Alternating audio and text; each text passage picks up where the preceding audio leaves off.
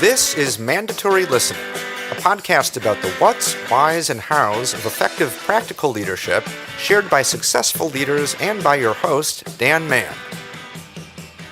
This is Mandatory Listening with your host, Dan Mann. Joined today by Hank Mann. Morning, Hank. Morning. And Kent. What's up? Kent Mann. What's up?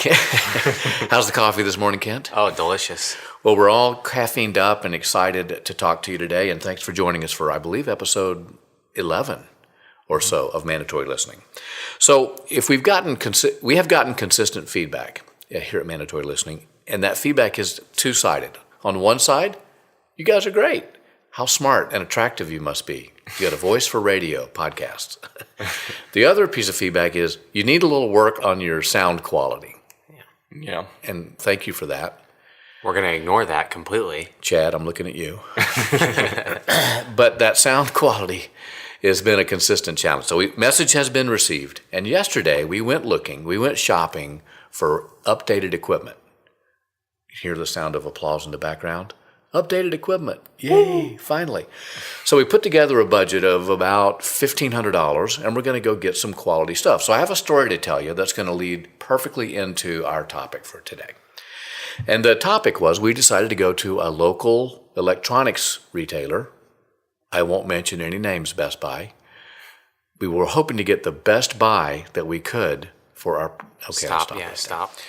And so we went shopping. And on a Monday afternoon, attempting to spend up to $1,500 on podcasting equipment, we were unable to do so at this retailer. So guys, let's just talk a little bit about what happened there and what the learnings are for shopping and for the customer experience, as we are focused on the customer experience. I'm just going to ask you guys, what happened as we were walking in? What was the experience in the store as we walked in the store? Not a lot. And this is a local Best Buy that we've been shopping at for 15, 16 years. Tens of thousands of dollars, no question. And we've kind of seen it populated and vibrant back in the day, and it's fallen from grace for sure, just in the amount of energy that happens right when you walk in. So I guess I'll just go into that. There's just, you see those old outdated movie premiere boxes where they have all the new, it's out on Blu-ray, except they were movies that came out like 6 months ago. Die Hard 2. Yeah. So, now on Blu-ray. Yeah. So, cool. It just came out on Blu-ray. Awesome. Picking that up. Yeah. That's the first impression right as we walked in, was just outdated. Lots of boxes. Boxes, yes. They were definitely putting product out, or were last week, and we're still on the same job. So And kind of felt sad almost, looking around at the people working. Just not a lot of things going on. Not a lot of energy. Downtrodden. low energy. Yeah. So, and I would tie that to literally the number of people on the floor. Mm-hmm. And I'm recalling one of you, I forget, was shopping for a handheld device, and we could not literally find someone in a blue shirt. The sign says, for help, find a blue shirt. It was a product that it said in the back for security reasons or something like that. Yeah. It's at a very blatant sign. Like they just, instead of doing something like here's the product in an empty box that we can showcase, like you can read the box and everything, they just had an entire section that was blanked out, and just at the bottom they had a sign that said kept in the back for security reasons. Yeah. I wonder if they've had a problem with that in the past. You're a thief. We know it. They couldn't come up with a better strategy than just blanking out the space that they had designated. But the language was, find a blue shirt. And there's, the first problem. Yeah. The first problem is there was not a blue shirt. No. So we went looking. As motivated buyers, we're looking for, podcast equipment, but we've been distracted by this other thing we're going to buy, and we go looking for a blue shirt. Well, and we spent, if it was you and I, we spent, in the little section in a lot of those appliance stores in the back where they're helpful with the giving information, or they have a register there. Yeah, little help desk, but also a register. I think Walmart typically has them too, like in their electronics section, right? Just so you don't have to walk around the store. So how long did we sit there waiting for that guy to be done with his customer in front of him? I mean, I could tell you that in the time that you were waiting, I went and spent, I would say 10 minutes looking for a sound bar. Yep. And again, with no help, no one there, and you guys hadn't moved. Well, what happened was the couple in front of us had picked out a television and a sound system, a surround sound, and they were awkwardly applying for a credit card. And the one person that we saw in a blue shirt with a name tag that worked at Best Buy was taking them through the process of gathering their credit information to get a credit score to determine whether or not they got approved. And we were in full view of the full credit approval process. Yeah, he's like literally just behind an arbitrary desk. It's just a podium, basically. And he's having this loud conversation with this couple who's trying to get approved for this TV. What's your annual income? Yeah, and How so long we're have you just been standing employed? there behind him giving these looks that's like, hey man, there's a separate room for this kind of thing, and also have multiple people behind this help desk. I'm doing air quotes. I'm sure the folks that were going through the process were happy that they thankfully got approved. Of course. But we now know all the information about where they live, their annual income, all the things we should not be knowing. And meanwhile, the guy running this process, he was doing a suitable job with them, but was not acknowledging that we were standing in line, also able to spend $1,500. Right. And therefore, this is not necessarily, in my view, a slam on the young man doing this work. It's management who, back in Richmond, Virginia, makes a decision about how we're going to staff the store today because we anticipate, let's say, $10,000 in sales, and let's say that we've got an 8% payroll. We're going to spend $800 on payroll today. Therefore, we're going to put 4 people in a 50,000 square foot store and try to run that business because that's what the ratios need to be. Yeah, and I actually want to ask you guys, can you count specifically how many blue-shirted folks you saw in there? Because I can, the people I saw. We'll say it. I saw 4. I saw 4. I think it was 4 or 5, yeah. It was not, it was almost like each little person is like a lone wolf. Yeah. Like I'm going to make my whatever incentives or sales I have for the day in their each separate department. It was not a team. Mm-mm. Look for look for the first blue shirt you can find and see if they'll, help you out and see if they'll get some, incentives for selling to you. I think I want to make the point. The point that I would get to is everybody in the store working seemed to be, there was a little reduction in energy, as you said. Mm-hmm. But these people were probably competent to do the work if they had been given the tools or a culture or a environment in which to do that. Because they were overpopulated by customers and understaffed, there was just an overwhelming sense of defeat. Right. We can't get this done. There's no way we're going to get this done. Yeah. And that decision was made by someone in a corporate office looking at a spreadsheet who's decided we're only going to do, let's just say hypothetically, $10,000 today. Yeah. And because of that, we have no way to influence that number. Yeah. Therefore, we're only going to spend $800 on payroll, and now we have a ratio that's been preset. And my premise is this. If they'd had competent, engaged, well-trained people on the floor, and enough of them, they would have had at least another $1,500 sale yesterday. Yes. Mm-hmm. As it was, what did we end up doing? We left. Yeah, we left and went to another place. Went to another store, spent $1,500. Well, by the way, you're welcome, podcast world, as you'll get new equipment next week. We make the case often about the people doing the job, but let's not forget that we briefly touched on it. Let's not forget the entire spectrum of things that we said. We walked in low energy, a low visual merchandising standard, a culture produced by the people in which customers waiting for help are not acknowledged nor given any information about when they're going to be helped. It's a combination of things that just leads to a C- experience. It's not just they had a bad employee. It's not just that there was a bad visual or no visual merchandising strategy. It's not just that they didn't have all the product that we needed. It's a combination of all that makes it walking out so much easier and not coming back so much easier. That's right. Yeah, and I feel like all of this comes down to the idea that the store believes that their product is just going to sell itself to the people that walk in. Because it's an electronics store. Yeah. It sells itself. Yeah, these people are going to do, the customers are going to do all the research. They could order this online, and we hope that they don't because we have a better selection. And the mistaken belief that the people working on the floor, the belief that they have no influence over the sale. Yep. And I would really make the case that the opposite is true. In fact, where we ended up, Guitar Center, we had a lot of questions. Mm-hmm. We needed a lot of recommendation. We needed a lot of hand-holding to spend that money, which we received. And Hank, you made the point. about the number of people in Guitar Center. A store 1/4 the size At of least, the Best Buy had more salespeople on the floor. Yeah. And that assumption is the people buying that equipment need help. Yeah. They need advice, and they need engaged employees who have been trained, who know the product, and are motivated to sell it. Yeah. Right. Because this is complicated stuff.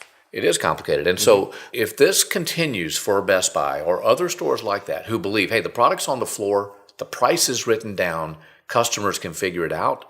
If that continues to be the way, I think there will be some dangerous results for Best Buy and other retailers who don't recognize that engaged employees, trained, and enough of them to cover the traffic of customers is what's going to grow the business. Because if that $10,000 could have been turned into $20,000, and it's a hypothetical number, but if that number had been doubled because there had been enough people on the floor, the ratios of payroll still would have been appropriate for the corporate office. Yep. Yeah, and I think this is especially true with items like electronics where people have tons of questions, and if those questions are answered, then people are more likely to buy.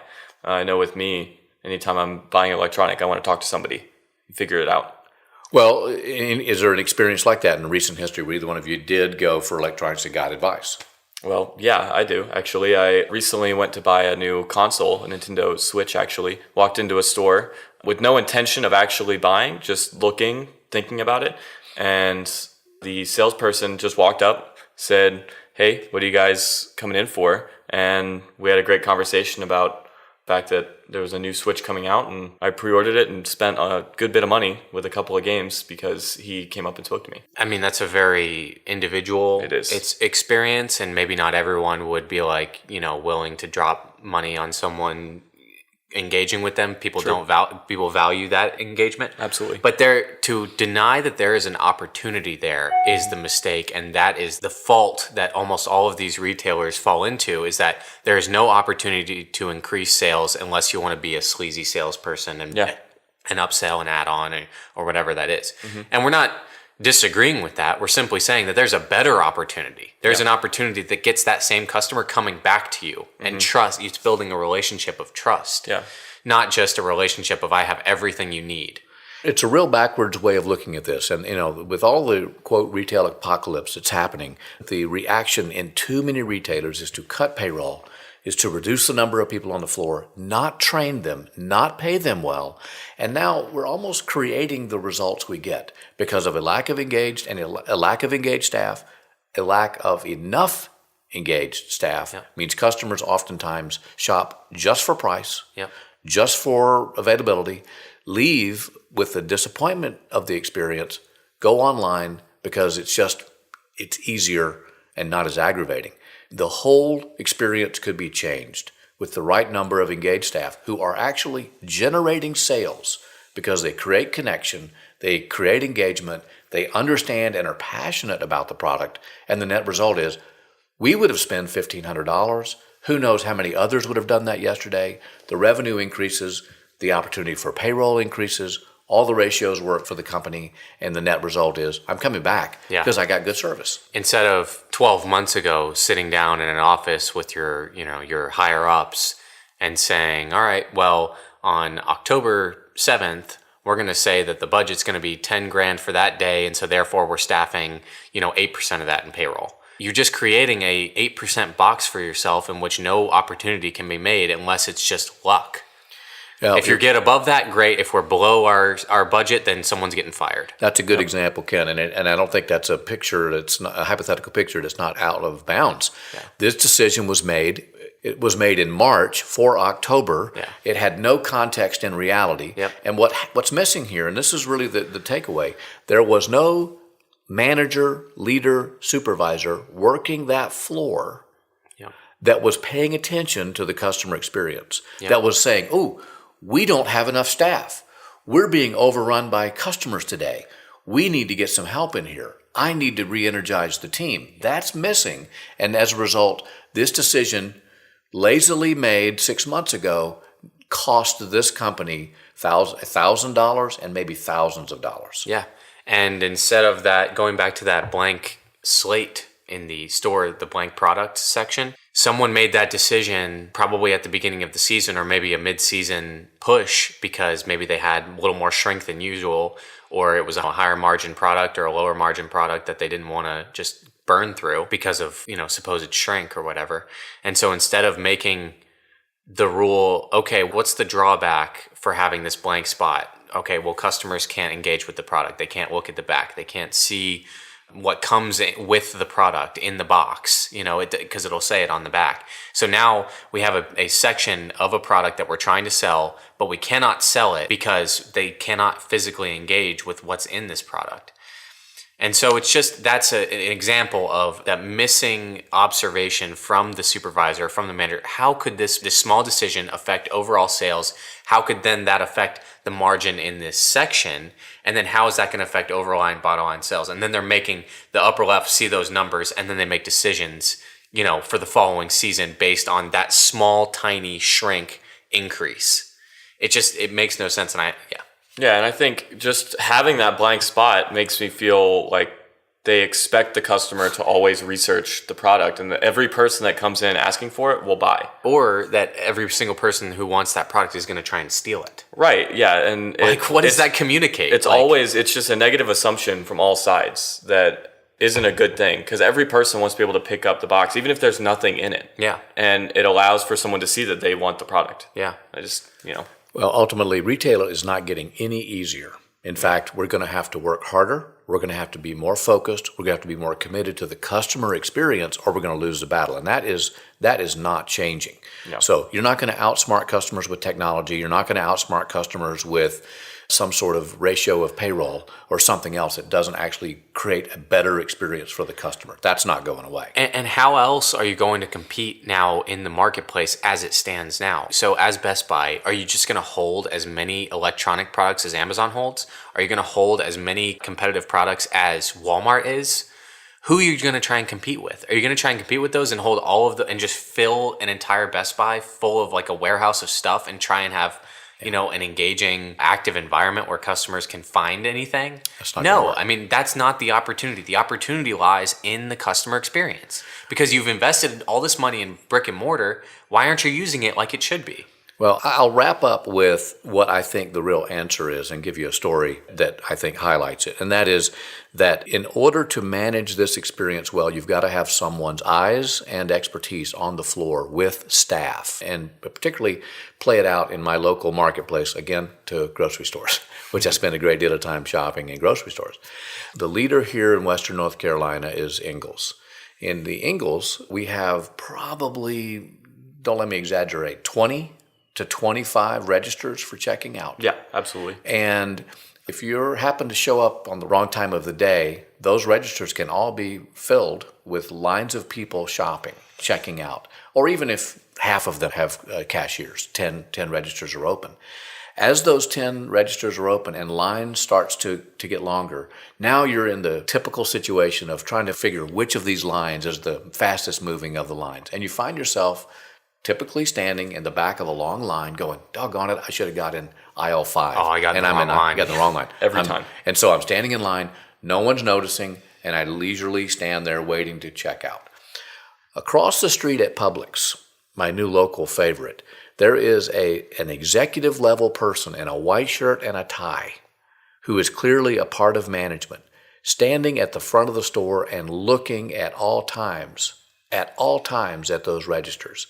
And if you are standing in line and it looks like that wait's going to be more than 4 or 5 seconds, he's pointing someone to come run the register, including he will actually do it himself. And bag.